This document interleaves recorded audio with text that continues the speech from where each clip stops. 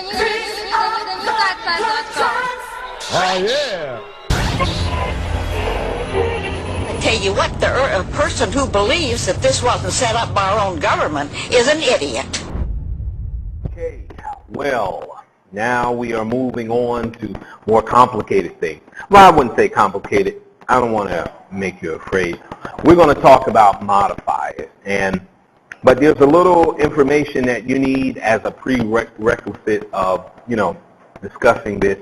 That is, you need to have an understanding of things like pronoun antecedent agreement,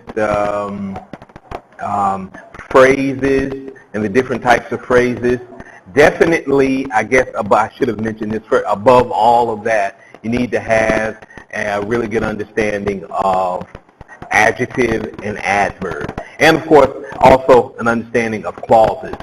And the reason I say phrases, subject-verb agreement, pronoun, antecedent agreement, and clauses, well, phrases and clauses in particular, because these are groups of words that can act as adjectives, and adverbs in a sentence, meaning that the group of words themselves do the similar things that the one word adjective and adverb does.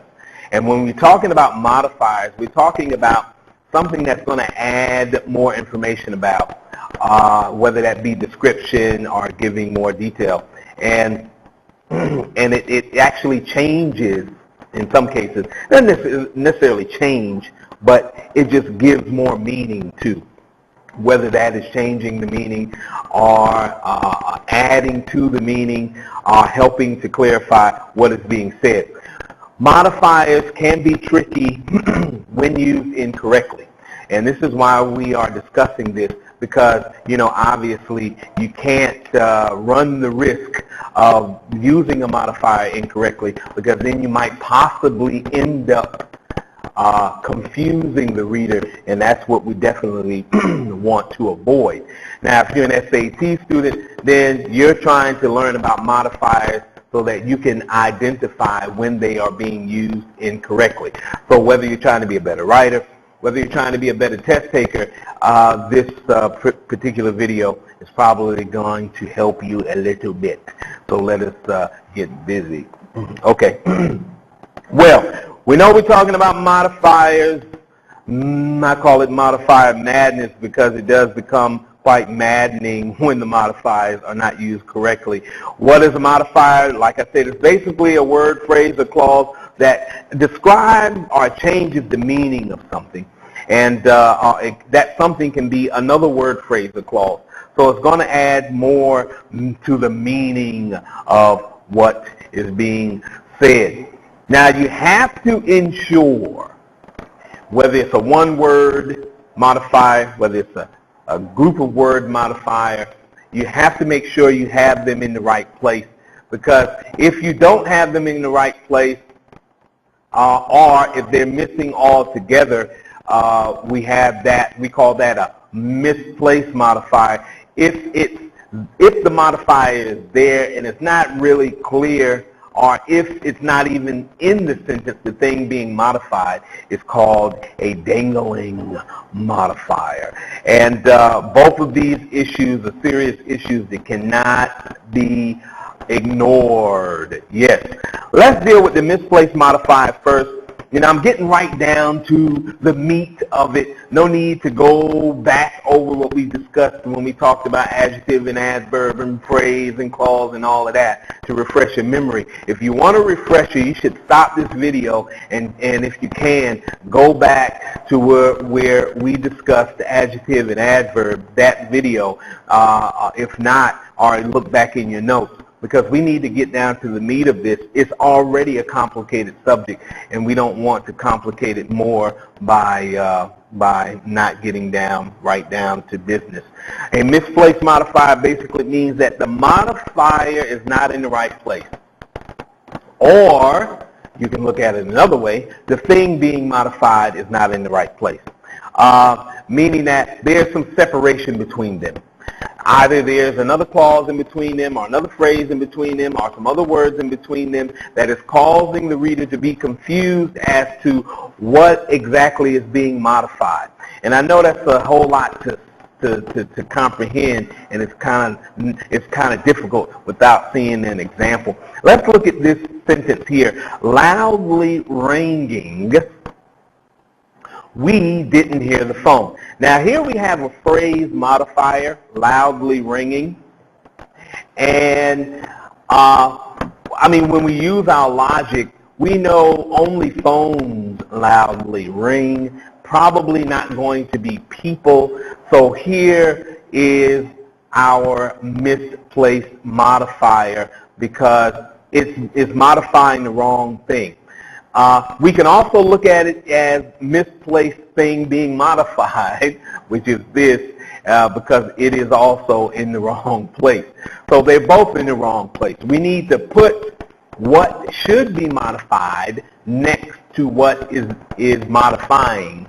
And the thing that is modifying right here is loudly ringing. The phone way over here at the end of the sentence needs to be a little bit closer. We didn't hear the loudly ringing phone. Now we have no confusion about what's ringing and what's not ringing. Obviously it is phone, and it is the only thing coming after loudly ringing, which makes it even clearer as to what is being modified. Let's look at this sentence. Sipping margaritas, the duck swam past us. Well, obviously, unless it's like a 3D movie or something, ducks aren't going to be sipping on anything out of a cup. Well, you know, so obviously the ducks and sipping on margaritas are in the wrong place. Now, the modifier can easily be put closer to what it should be modified, or we can switch the thing being modified. In this case, is the duck in another place, so that we can, you know, make it clearer what is being modified. But I want you to take a closer look at this sentence, because I think the solution that we used in the last sentence won't work here. Sipping margaritas, the ducks swam past us. Well, we know logically it's probably going to be us that's being modified, but of course we wouldn't put sipping margaritas us. Even if we could, we wouldn't do that because of other grammatical problems that it would create. So I think it would be safe to say that we may need to add something here. We may need to add something here. But what was being modified is here, but of course we can't use it in the form that it is in. So thus we need to make another form of it. And here we made we, and we can use we here. And that's you know, when I mentioned earlier that a prerequisite of understanding this is probably going to be having a good understanding of pronoun antecedent agreement. Well, this is where it comes into play here, because you know for a fact that we needed a subject, and us is not going to do it. We needed the subject, subjective pronoun we. Okay, so let us continue here, and like I said, if you need to stop the video and go back through your notes and go over pronoun antecedent agreement, now would probably be a good time to do that. All right, so let's look at here. Let's look at this. Where's the real meaning here? On the real meaning. So now we're looking for meaning, because of course if we're talking about modified and we're talking about modifying or changing the meaning, so we need to look for meaning here. On her way to work, Ellen saw the silver woman's earring laying on the park bench. Now I want you to read that slowly. I want you to tell me if that is logical. Okay.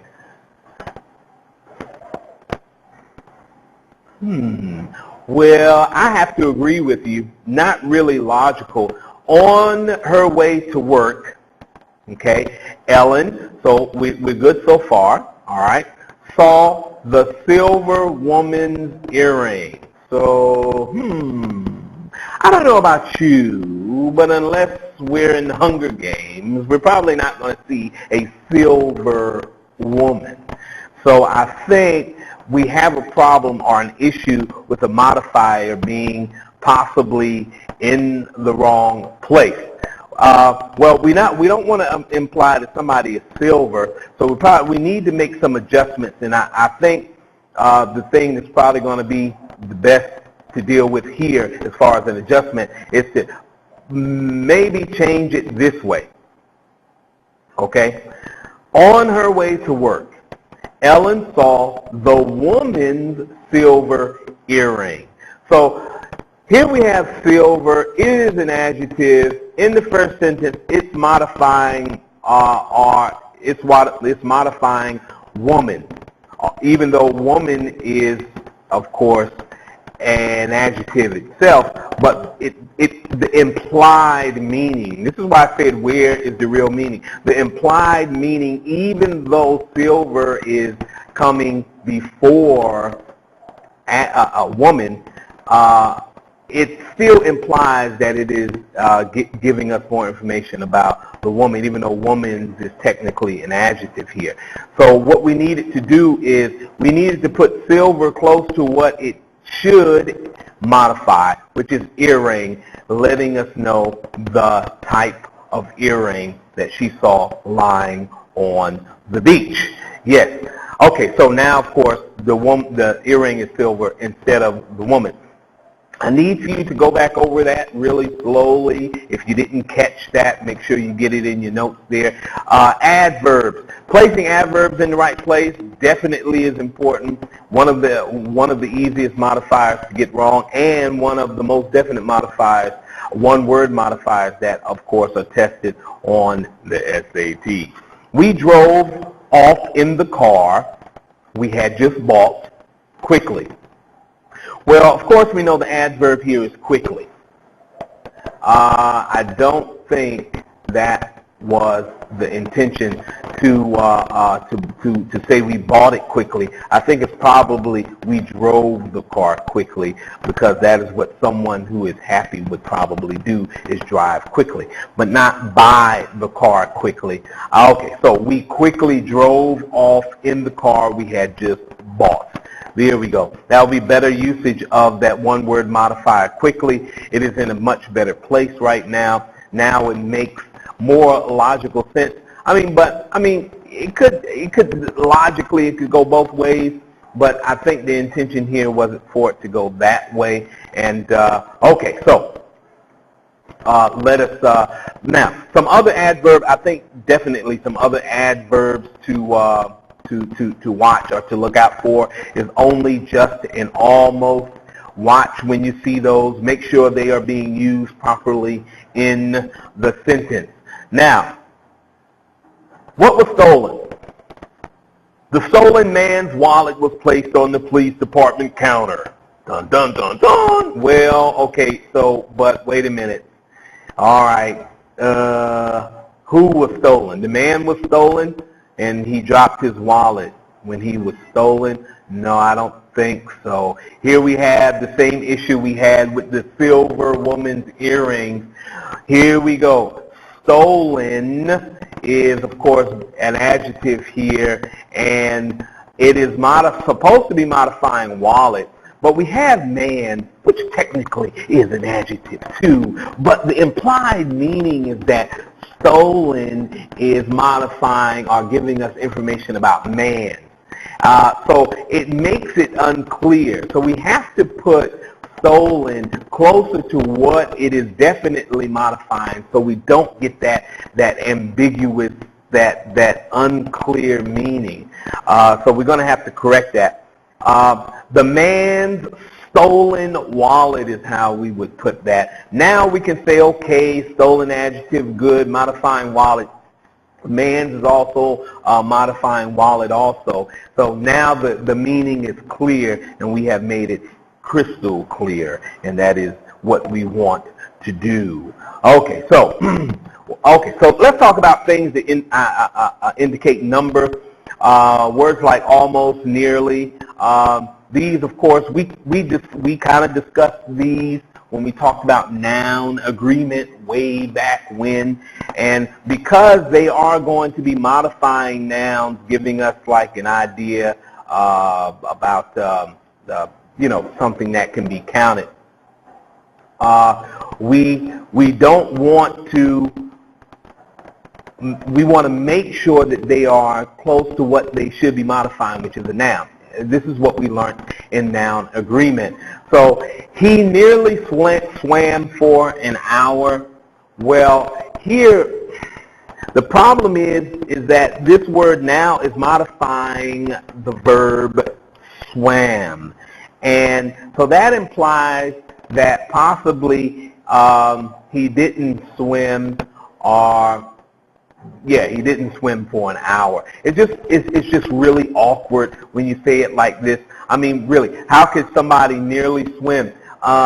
Well, he didn't quite swim here in this sentence. We know it's supposed to be saying that he didn't quite swim an hour, but here in this sentence it's saying he didn't swim, period. So I want you to look back at that sentence there. He maybe didn't swim, period. We know the intention was to talk about the time, the amount of time that he swam. So here it is. He swam for nearly an hour. Yes, he swam for nearly an hour. Let's look at this sentence. It almost cost me 800 pounds for my car insurance. It almost cost me 800 pounds. So did you get car insurance or not is the question. That's the question, because almost is not close to the amount. So we have to assume that maybe you didn't pay anything. So we need to put it close to the amount. Then we know you definitely spent something, and we know you definitely got the car insurance. So we need to place these words close to the amount that they are modifying, or the time, or whatever the case is. In other words, we need to put them close to the nouns that they are going to add a quantity to. Okay, now, another issue is the merely and the only. These are some other modifiers that give us some big problems in sentences. Here, for instance, in this sentence, Joey only gave his mother $50 towards the rent. Now, we can think Joey is a hero, or we can think Joey is a lowlife. Not quite sure. In this sentence, I don't know, you tell me. I mean, Joey was the only one who gave anything, maybe. Could be. Joey gave his mother only $50 towards the rent. Now he looks like a zero. I mean, maybe the rent is $5,000 and Joey only gave $50. In the first sentence, we could possibly assume he was the only one who gave, making him the hero. But here, we can assume that he is a lowlife because he only gave $50. Are you serious? Okay, so when we use these kind of words like merely and only, we have to make sure we have them in the same place so that the meaning is not completely lost here, and obviously it was lost here. Okay, so let's look at just here. Placing the word just in the wrong place can give us another array of issues or problems. Just Evan was rushed to the hospital from the accident scene to treat his wounds on his neck, and everybody else was left to die. Well, I don't think that's going to work. I think they probably helped everybody, so we would have to assume either he was the only one injured or he was the only one who had money, so they left everybody to die, which I hope neither of the, actually one case would be much better than the other, obviously. Evan was just rushed to the hospital from the accident scene to treat his wound. So that it's like somebody telling you that when you get to the accident, you're like, what happened? Well, Evan, he was just rushed to the hospital. So we're not implying nobody else was taken. We're just talking about him specific because maybe he had the most serious of the wounds.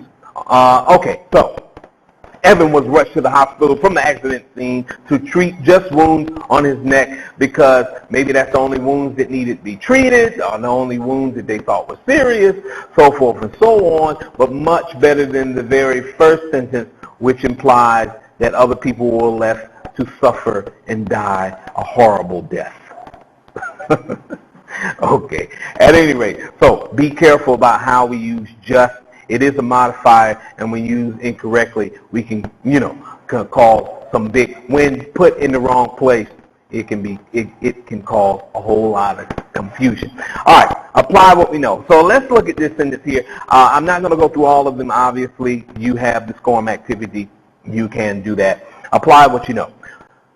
I nearly made $100 today. So the question here is, did this person make any money? We're using nearly. Nearly, of course, is the modifier here, and we're trying to figure out, did this person make money or did this person not make any money? If we put the modifier that's supposed to give us like quantity, like we did before, closer to the noun, it may make a little more sense. I made nearly $100 today. So when we take the modifier and we put it closer to the noun here, which is going to quantify, then we get an idea that some money was made, so thus, this person got something. Here, we're not sure. Maybe this person got nothing. Maybe this person got something. Okay, so I want you to go through all of them in the SCORM activity if you haven't already. And you decide for yourself which should go where. No, not you're going to decide for yourself. You're going to follow what we went over and make sure that they are there. Usually with those types of sentences, I definitely want you to write them down. Try to do them yourself, and then see what the answer is. Okay, prepositional phrases. When we put prepositional phrases in the wrong place, obviously they cause us problems. When we talked about prepositional phrases, we talked about there being 5 types, and we talked about some of those 5 types acting as adjectives and adverbs and sentences. Obviously, when we put them in the wrong place, if they're acting as an adjective or an adverb, then we got a modifier problem. Let's look at this sentence. Christine made the brownies for her aunt with chocolate icing. With chocolate icing, of course, is the prepositional phrase, and it's giving us more information about the aunt, because the aunt loves to be covered in chocolate icing? No, that's the problem. That's the problem. I don't think we would put chocolate icing on the aunt. Okay, that's weird. I think we would probably put the chocolate icing on the brownies. But look, we got something out of place. Chocolate icing needs to go closer to brownies. Oh yes, I think we probably would say it like this. Christine made brownies with chocolate icing for her aunt, which sounds much, much better and not weird. Okay, so prepositional phrases, really important that when you use them, you put them in the right place, because they can act as adjectives or adverbs, giving us more information about something, and if we put them in the wrong place, then they're going to give us more information about the wrong thing. Verbals. Dun, dun, dun. We're talking about those, and we talked about them before.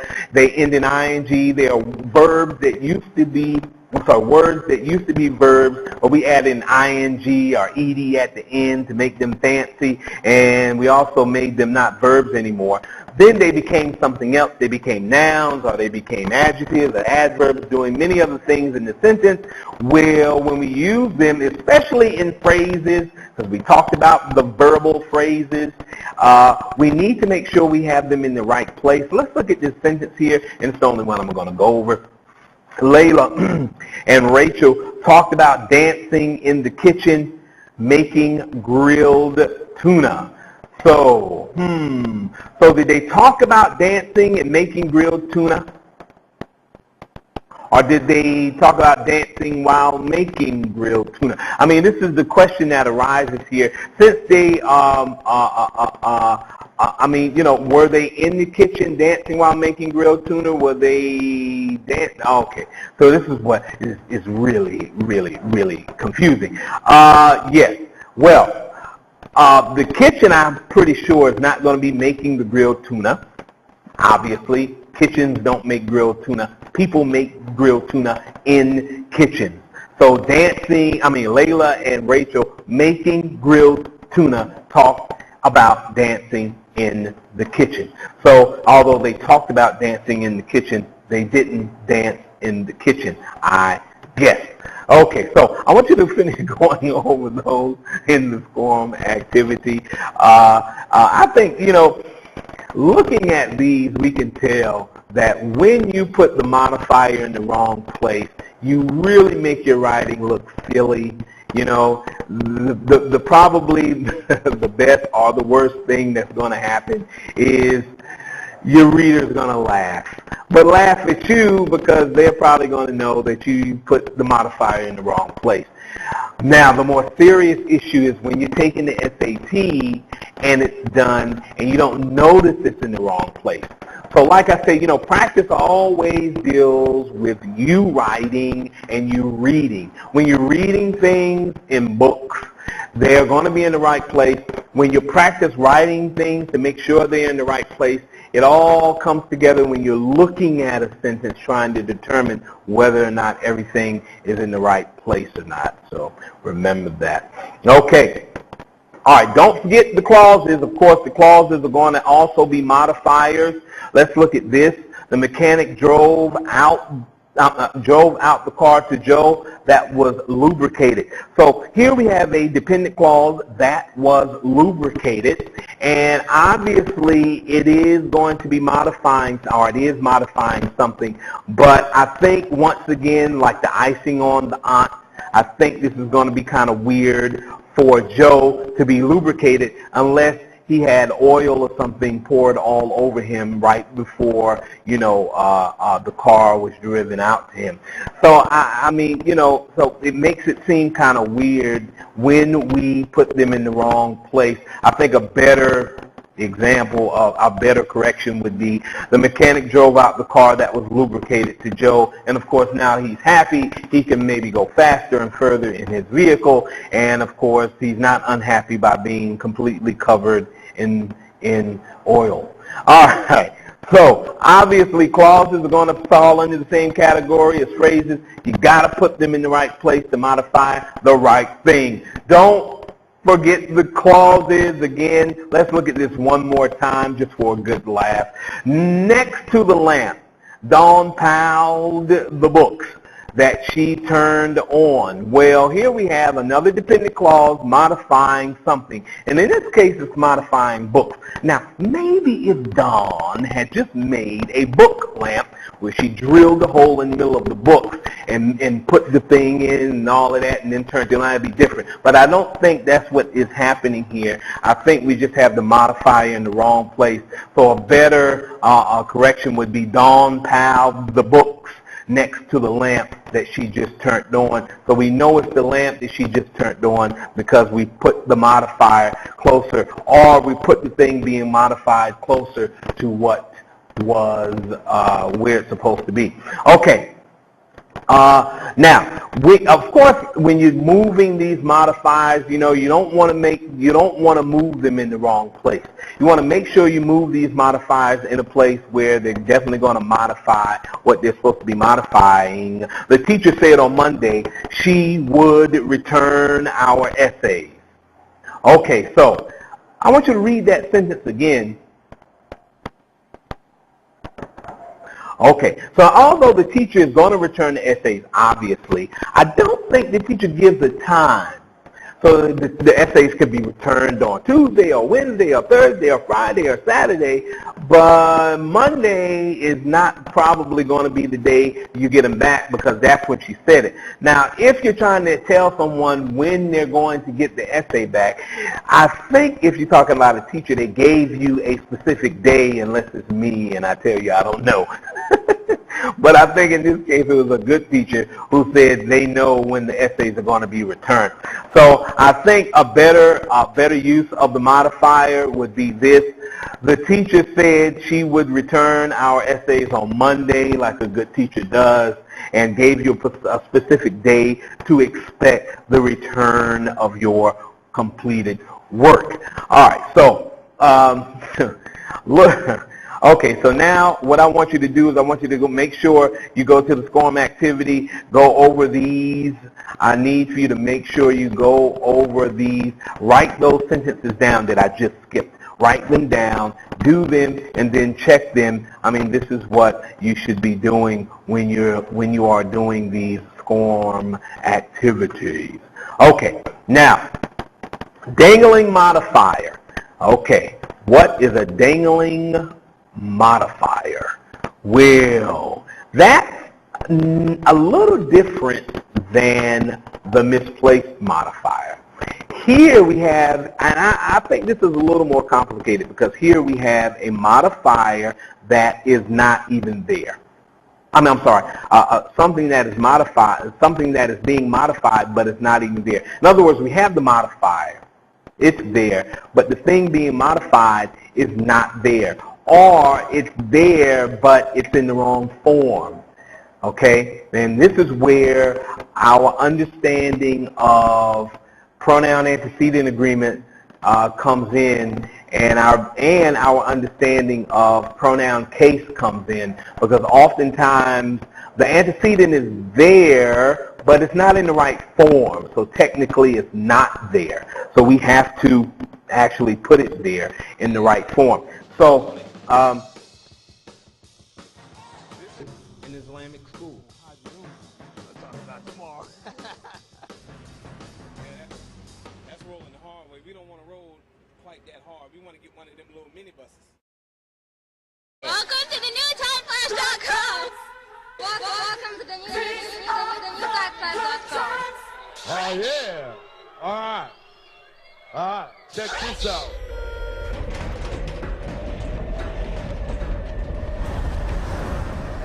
I would not be asking any one of you to take this leap if I did not have complete faith in your ability to succeed. Your courage will never be more needed than it is today.